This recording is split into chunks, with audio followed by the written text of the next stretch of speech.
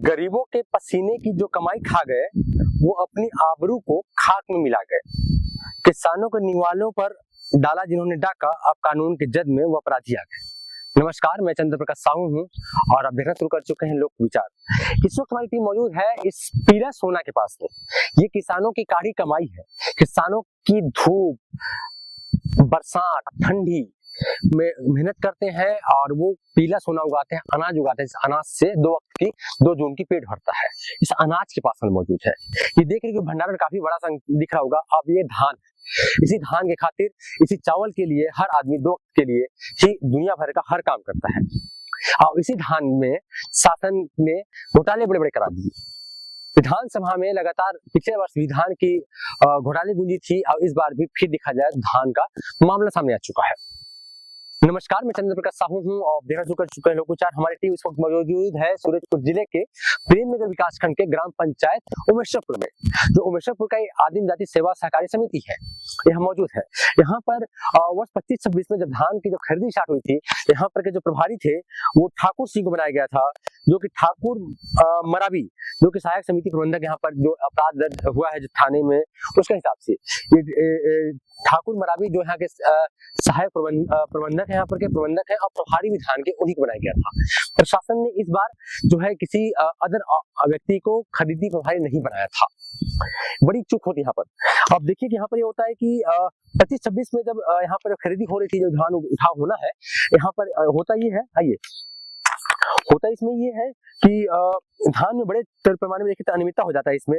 इसमें जो है ये सहकारी बैंक के जो यहाँ के जो प्रबंधक है, जो मैनेजर है प्रेमनगर के, ओम दत्त, वो जाके अपराध दर्ज कराते हैं। ये लिखते हैं पिता स्वर्गीय कृष्ण दुबे और पत्रापाली थाना रामानुजनगर निवासी हैं, और ये ठाकुर मरावी के खिलाफ उमेशरपुर पुलिस चौकी में अपराध दर्ज कराते हैं और कहते हैं कि यहाँ पर करोड़ों रुपए का धान शॉर्टेज हो गया है। आखिर शॉर्टेज हुआ कैसे, सवाल ये उठता है। ओम दत्त ने उमेशरपुर पुलिस चौकी में अपराध दर्ज तो करा दिया, प्रेमनगर थाना के अंतर्गत जो सूरजपुर जिले का आता है, अपराध दर्ज तो करा दिया, किंतु देखिए कि इस सवाल के घेरे में है। इस पे देखा जाए तो इनकी जांच अपराध दर्ज जो कराया है पुलिस ने, एफआईआर जो लिखा है, इसके अनुसार देखा जाए तो यहाँ पर 14 लाख रुपए का करीब बरदाना जो है कम पाया गया है और 1,66,00,000 रुपए का धान यहाँ पर शॉर्टेज मिल गई है। तो आखिर सवाल ये उठता है कि प्रशासन के इतनी खर्च करने के बाद भी आखिर घोटाले हो कैसे गई। यहाँ पर तमाम वो एआई कैमरे लगे हुए थे, एआई टेक्नोलॉजी से यहाँ पर बाकायदा रजिस्टर मेंटेन होता है। तो इतनी बड़ी धान गई कहाँ? क्या चूहे खा गए या धरती खा गया या आसमान निकल गया? कहाँ गई ये काढ़ी कमाई? सरकार ही नहीं, ये आम जनता के टैक्स के पैसे की राशि है। इस समिति में 7,036 क्विंटल धान शॉर्टेज मिला है। धान यहाँ पर थे ही नहीं। तो आखिर सवाल उठता है कि धान गए कहाँ? ये काढ़ी कमाई किसानों की है और ये इतनी बड़ी अनियमितता हो चुकी है। अब देखिए कि इसमें अपराध दर्ज जो है किसी एक व्यक्ति पे होना, ठाकुर मरावी सहायक समिति प्रबंधक पर भी, ये प्रशासन की कार्यशैली पे ही सवाल खड़े कर रहे हैं। और जिसको शिकायत कराया गया, जो अपराध दर्ज कराया है थाने में, वो है सोसाइटी बैंक का प्रबंधक ओम दत्त दुबे। अब सब्जेक्ट उठता है कि आपने करीब 1,80,00,000 रुपए का भुगतान कर दिया। तो भुगतान आपको किसको किया? भुगतान किस व्यक्ति को भुगतान किया आपने? ये भी एक सवाल का विषय है। क्या फर्जी भुगतान कर दिया आपने? और एक और समस्या है कि इसकी सहकारिता समिति की मॉनिटरिंग जो है वो करना कहीं ना कहीं पर बैंक होती है। बैंक इसका देखरेख करता है, बैंक ही सारा कुछ देता है। एक तरह से देखा तो त्रिवस्त्र का संविदा होती है। इसके बाद अब बैंक दोषी नहीं होना, ये भी एक सवाल का विषय है।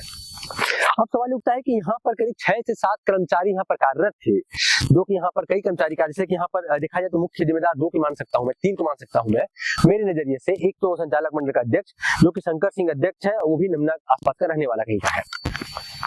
शंकर सिंह है नाम उसका, जो संचालक मंडल का अध्यक्ष है। और यहाँ पर जो ऑपरेटर है दीपक चंद्रदेव, जो कि यहाँ पर मार्केट का ऑपरेटर है, वो उस समय कर क्या रहा था? क्या वो दोषी नहीं है? क्या प्रशासन दोषी को बचाने में क्यों लगी हुई है? अब ये सवाल उठता है कि ये अपराध दर्ज जो है वो 28/1/2026 में हुआ था, तो पुलिस ने तत्परता क्यों नहीं दिखाई? तो थाने में अपराध पंजीकृत होता है तो ठाकुर मरावी को क्यों उन्होंने गिरफ्तार नहीं किया? क्यों उसको छूट दे के रखा कि आप भाग जाइए, आगे मत जाइए, हम आपके साथ हैं? क्या ये मान के चले कि रिश्ता क्या कहलाता है? क्या पुलिस बाद में ये बताना चाह रही है कि हम खोज रहे थे तो ढूंढ नहीं पा रहे थे, ढूंढ नहीं पाए? जबकि पुलिस के कार्यशैली पर भी सवाल खड़े हो रहे हैं। इस प्रकरण में कहीं ना कहीं पर प्रशासन जो है वो बचाते हुए दिख रही है, जवाबदेही तय नहीं कर पा रही है। और इसी गुमेश्वरपुर सोसाइटी के समीप में यहाँ पर उप तहसील है, जिसकी तहसीलदार है माधुरी अंचला जो प्रेम नगर तहसीलदार है, वो लगातार प्रेम नगर में मॉनिटरिंग कर रही थी, लगातार आ रही थी, तो अनियमितता कैसे हो गया, ये भी एक सवाल का विषय है। ये मान के चले कि माधुरी अंचला का मोटी लेन देन हुई है, इसलिए उनको वो कार्रवाई उन पे नहीं हो रही है, या उनको संरक्षण देके रखा गया है, या मामला क्या है? क्या पुलिस प्रशासन भी बचाने में क्यों लगी माधुरी अंचला को? जवाबदेही सब पे होना चाहिए था, नैतिक जिम्मेदारी से पूरी चाहिए थी। इसमें ये भी आते हैं कि जो नोडल थे इस सोसाइटी के एलन मिंज, उन पे क्यों कार्रवाई नहीं हुई, सहायक नोडल पे कार्रवाई क्यों नहीं हुई? बहुत सारे सवाल है। आखिर सवाल एक है कि आम आदमी के टैक्स के पैसे से 1,80,00,000 रुपए की लागत से घोटाला हो कैसे जाता है, और अफसरों की जवाबदेही क्यों तय नहीं होती है? क्या ट्रांसफर कर देना, सस्पेंड कर देना क्या समस्या का समाधान है? आप बताइएगा। अब और मुख्य बिंदु पे आते हैं कि इस पीले सोने की बात करूं मैं, इस पीले सोने में आम आदमी का टैक्स के पैसे लगा खरीदी जाती है, हमारे आपके टैक्स के पैसे से। टैक्स के पैसे से बड़े घोटाले हो जाते हैं, अफसरों के कानों तक जू तक नहीं रेंगती है, खाद्य विभाग की जवाबदेही तय नहीं कर पा रहे हैं, पटवारी की जवाबदेही तय नहीं कर पा रहे हैं। तो तहसीलदार माधुरी अंचला की बात करूं मैं, तो जो धान है उसका सत्यापन, खेत का क्षेत्रफल, राजस्व रिकॉर्ड में मिलान तहसीलदार का विशेष अधिकार होता है, वो करती है। फर्जी रकबे पर खरीदी हुई है, तहसीलदार का रिकॉर्ड मिलान नहीं किया है, राजस्व संहिता का सीधा उल्लंघन है। राजस्व अधिकारी को भूमि अभिलेख को शुद्धता सुनिश्चित करनी होगी। यदि रकबे में सरकारी योजना का लाभ मिला, तहसीलदार की मिली भगत घोर लापरवाही प्रमाणित होती है। आपसे मैं एक सुप्रीम कोर्ट की जजमेंट का उल्लेख करूंगा आपसे मैं, ये है आपको state of Punjab versus Ram Singh 1992 के जजमेंट है। सुप्रीम कोर्ट इसमें डिसीजन देता है, कहता है कि जिस अधिकारी को निरीक्षण का दायित्व सौंपा गया हो और उसने निरीक्षण न किया हो, उतना ही दोषी है जितना सीधे अपराध करने वाला दोषी है। ऐसे में सवाल ये उठता है कि वो कैसे दोषी नहीं है। देखा जाए तो माधुरी अंचला कार्यशैली पर सवाल उठता है कि जब नोडल के साथ साथ और भी जो राजस्व विभाग अधिकारी तहसीलदार थी, यहाँ की दंडाधिकारी थी, कार्यपालिका दंडाधिकारी थी, तो कर क्या रही थी? उन्होंने खरीदी केंद्र का भ्रमण नहीं किया है, या किया है तो रिश्वत लिया है, इसे उन्होंने अपने जांच में नहीं पाया, अनियमितता होने दिया, स्टॉक का भौतिक सत्यापन नहीं किया, पंजीयन की जांच नहीं की, अनियमितताओं पर तत्काल रिपोर्ट नहीं दी, और वजन तौल की निगरानी नहीं की। अब यहाँ पर सीसीटीवी कैमरे लगे हुए थे, उस पर भी उन्होंने कोई भी ध्यान नहीं दिया। अगर ध्यान दिया होता तो शायद अनियमितता नहीं हो पाता। प्रशासन की बड़ी बड़ी चूक है। कहीं ना कहीं पर तहसीलदार एसडीएम को यहाँ बचाने की बड़ी कोशिशें चल रही है। एसडीएम की जवाबदेही तय होगी, वहाँ के मुखिया है ये अनुभाग क्षेत्र के, उन पे भी अब तक जो है कार्यवाही सामने नहीं आई है, जो कि घोर लापरवाही है, बहुत बड़ा अनियमितता है। हमारे प्रदेश के मुखिया यहाँ एक और कहते हैं कि हम बहुत अच्छी सुशासन की सरकार चला रहे हैं। क्या सुशासन की सरकार यही है कि 1,80,00,000 रुपए घोटाले हो जाए और अफसरों की जवाबदेही तय न हो? क्या उनकी सरकार यही है कि आम आदमी की कमाई, ये पीला सोना जिसका किसान धूप पसीना सब कुछ करके सुगा रहा है सोने को, और सोसाइटी में आ रहा है, सोसाइटी में घोटाले हो जा रहे हैं, और ये टैक्स के पैसा से, हमारा आपके टैक्स के पैसे से खरीदा हुआ पीला सोना है, इस पर अनियमितता हो जा रही है।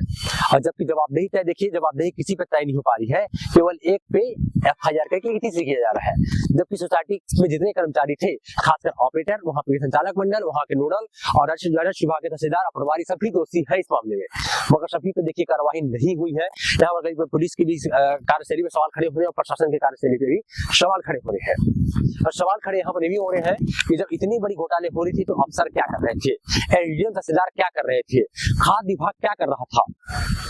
क्या आंख मूंद बैठा हुआ था वो, किसी कॉन्फ्रेंस निद्रा में सोया हुआ था? ये प्रशासन प्रेस कॉन्फ्रेंस करके जवाब देना चाहिए, आम जनता को बताना चाहिए कि टैक्स के पैसे से कैसे इतने बड़ी घोटाले हो चुके हैं। बहरहाल ऐसी खबरें देखने के लिए हमारे लोग चैनल में सब्सक्राइब कर लीजिए, और हमारे चैनल को यूट्यूब में चैनल सब्सक्राइब कर दीजिएगा, और फेसबुक पे लाइक कीजिए, कमेंट करके अपनी प्रतिक्रिया आप जरूर दीजिएगा। धन्यवाद।